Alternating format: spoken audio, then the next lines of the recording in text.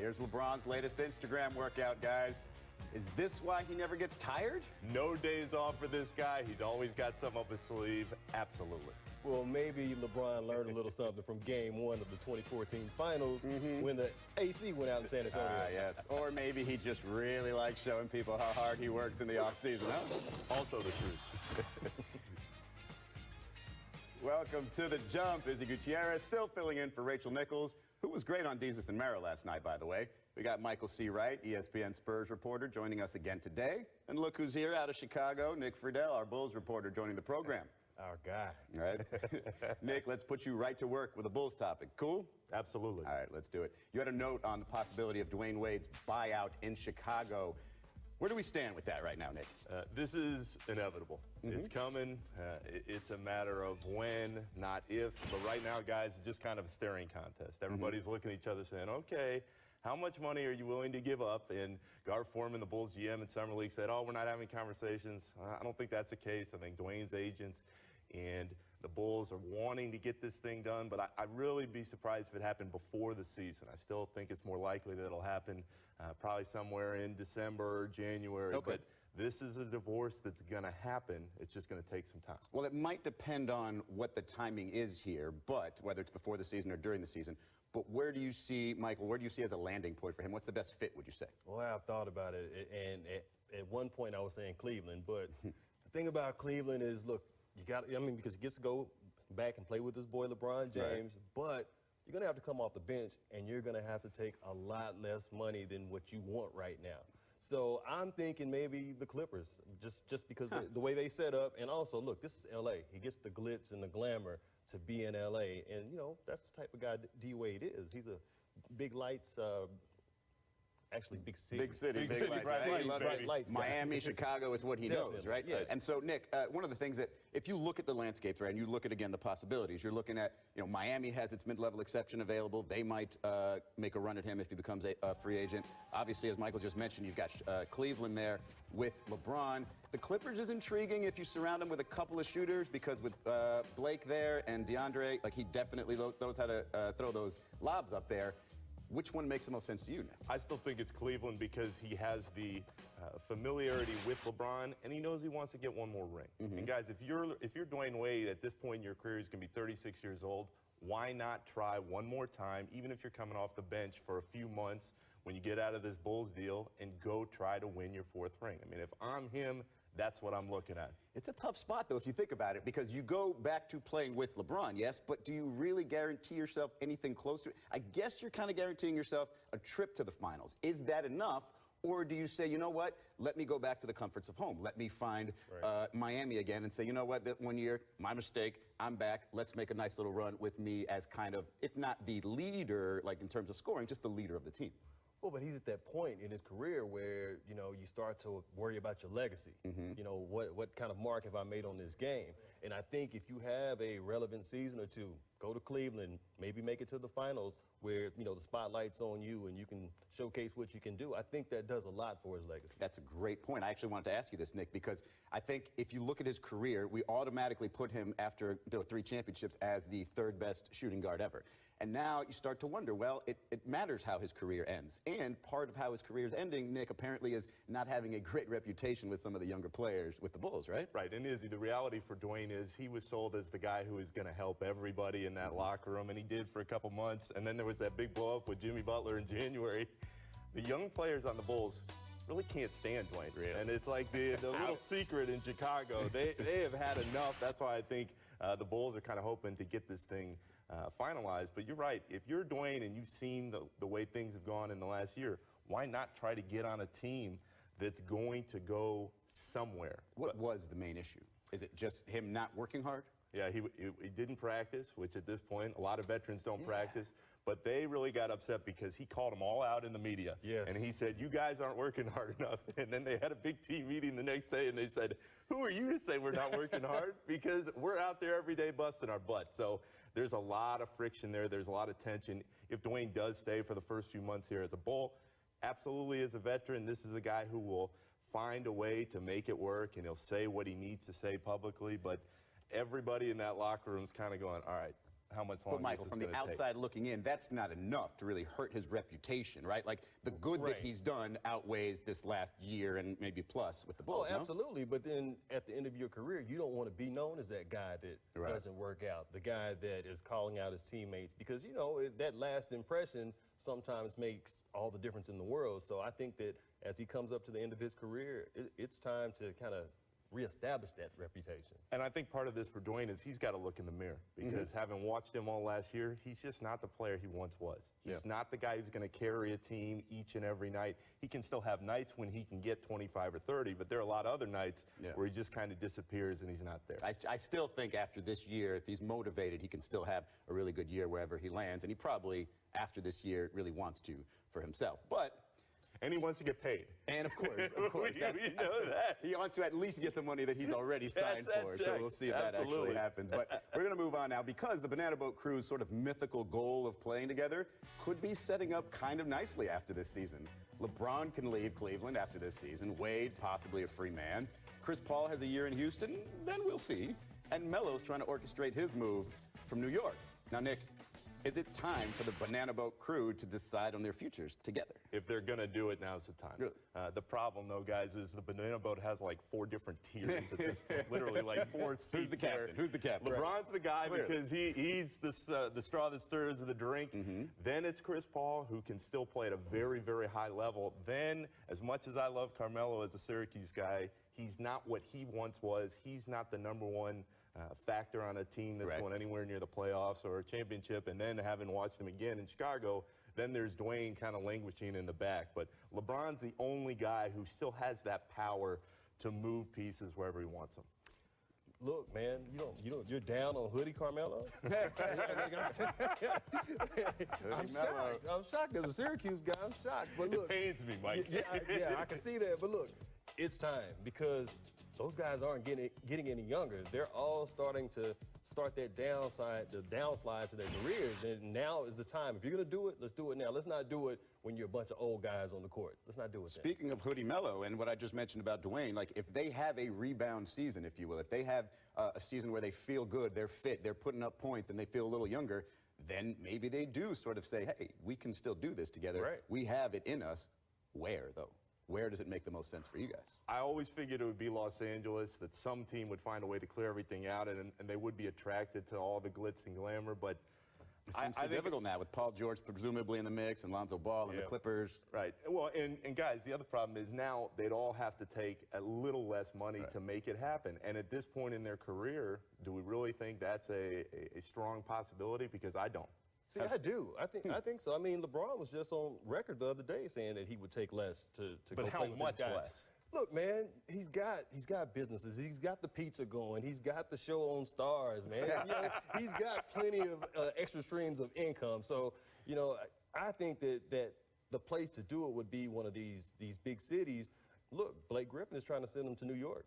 So, you know, maybe that's a possibility. And, yeah, I mean, he didn't really say anything about it. I think TMZ caught LeBron. He said, I don't know what you're talking about, Shouty. But he didn't deny anything there. And, look, these guys are all facing a future right in front of them. It's pretty much the last chapter, if you will, of their stories. And maybe they say, you know what? Money's not the deal. This last chapter is going to be about legacy. Let's go do it together somehow.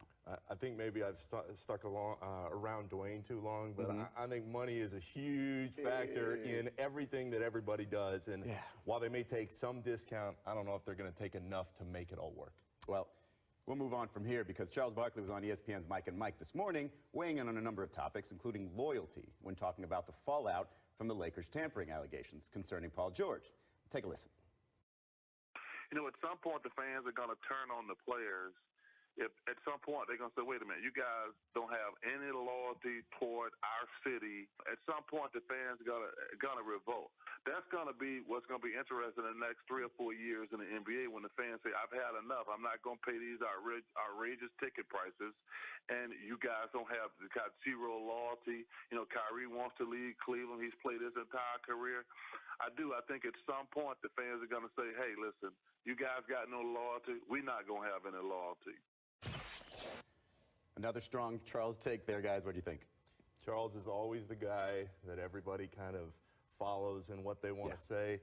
Guys, I agree with him. As usual with Charles, I agree that fans are going to get so sick of seeing all this big money pour in, on top of the fact that there just aren't a lot of teams that can contend at that high of a level, and a lot of fans are going to be tuning out. I talked to a fan just maybe 3 or 4 days ago, big-time Lakers fan, talking about the possibility of a super team. And he said, you know what? If the Lakers do that, I'm done. Nonsense. So, nonsense. It's Nonsense. They'll be so happy they don't even know what to do with themselves. Right. I don't believe a word of it. Whatever. The teams will be angry that lose the players. Everybody else will be totally happy. After the break, it's time to jump to conclusions featuring Michael's team, the Spurs. Things aren't as rosy in San Antonio as you might think. Maybe. We'll see. We'll see. Warriors are headed to the NBA Finals for the 3rd consecutive year.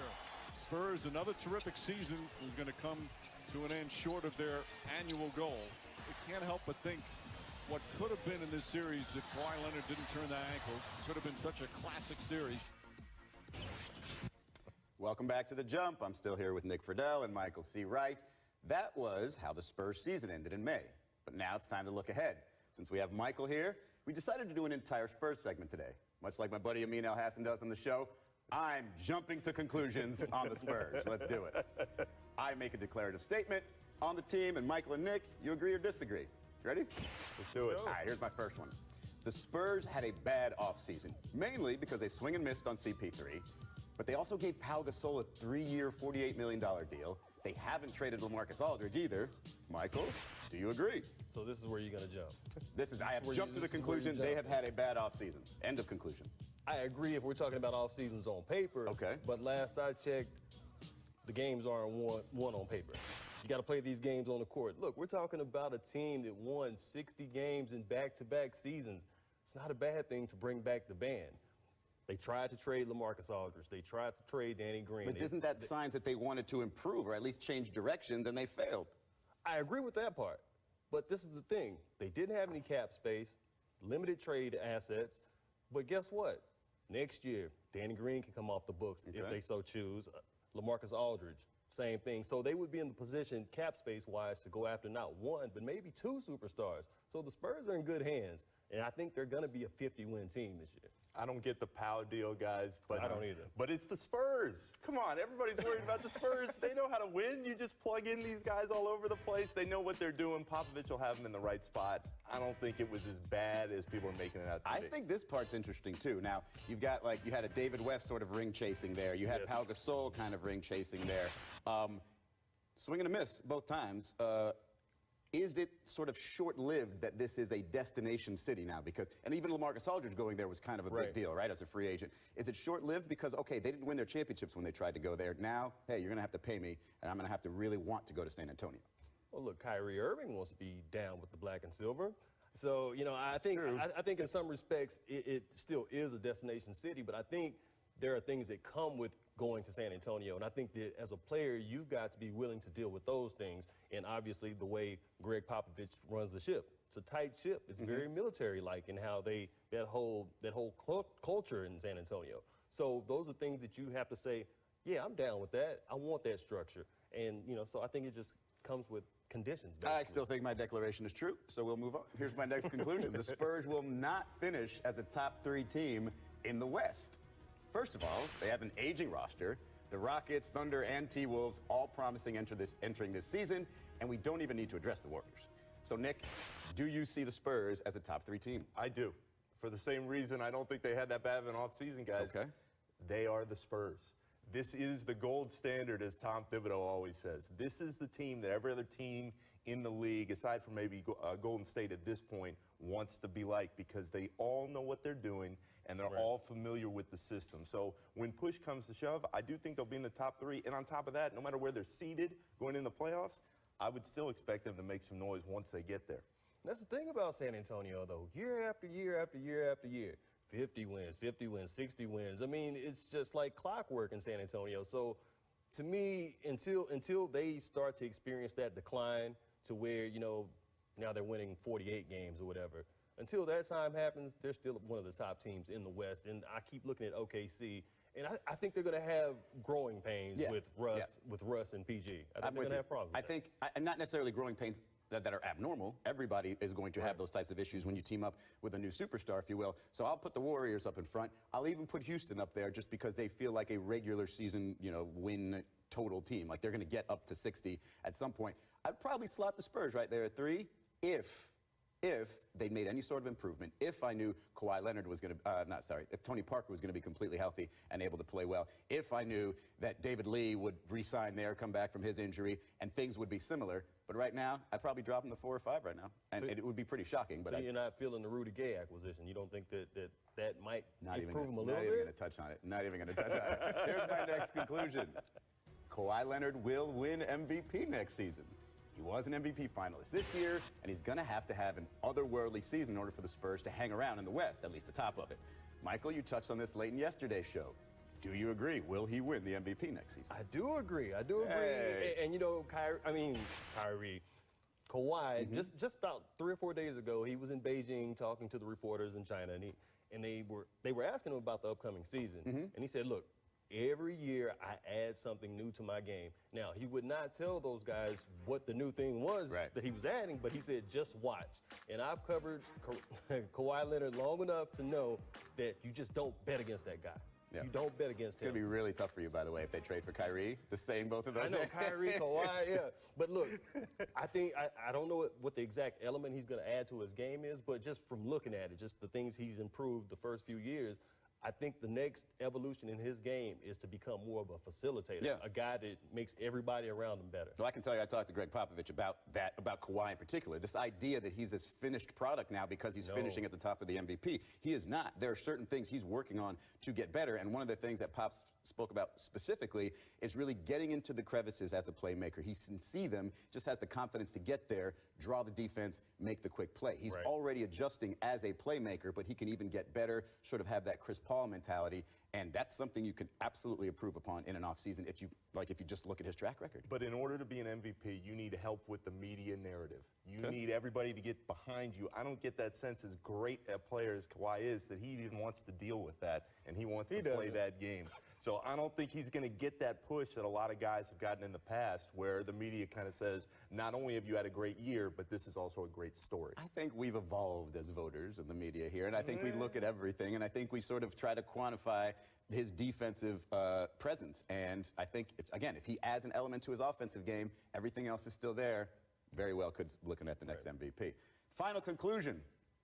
The Spurs have no shot at your boy, Michael, Kyrie Irving, which would make things a lot easier for you in terms of picking out who you're talking about. Sure, they were reportedly on Kyrie's list of preferred trade destinations, but I just don't see them having enough pieces to put a trade together. Nick, you agree? I don't think they have the pieces, Izzy, but I think they have a chance, and that's because guys want to win titles in the league. Kyrie Irving wants to win another title, and he wants to prove that he is the guy on a team.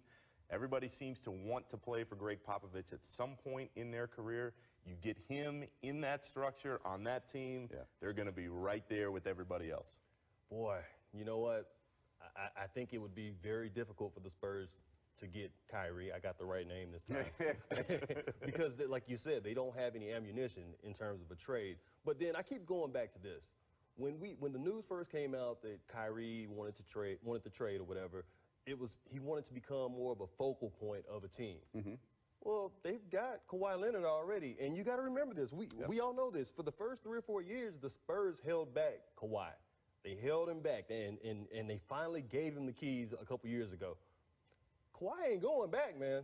It's not happening. And to your point from earlier, by the way, it does look good for San Antonio as still a destination that he's on their list. So if he can pull that off, that sort of resets that San Antonio Spurs button. It's time for a break, but first, here's what the Jump recommends today. Our regular host, Rachel Nichols, appeared on Viceland's Desus and Mero last night. You can catch the full interview on Viceland.com, but here's a clip. Take a listen. I'm going to press you right now. I'm going to put you on the spot. Do it. Could Mike ever have done it without Scottie? The numbers, the playoff numbers are that Scottie did better playing the playoffs without Michael than Michael did without Scottie, for whatever that's worth. But, I mean, come on. Those guys needed each other, right? That was so magic about them. You know what I'm saying? Right? That's right. You too.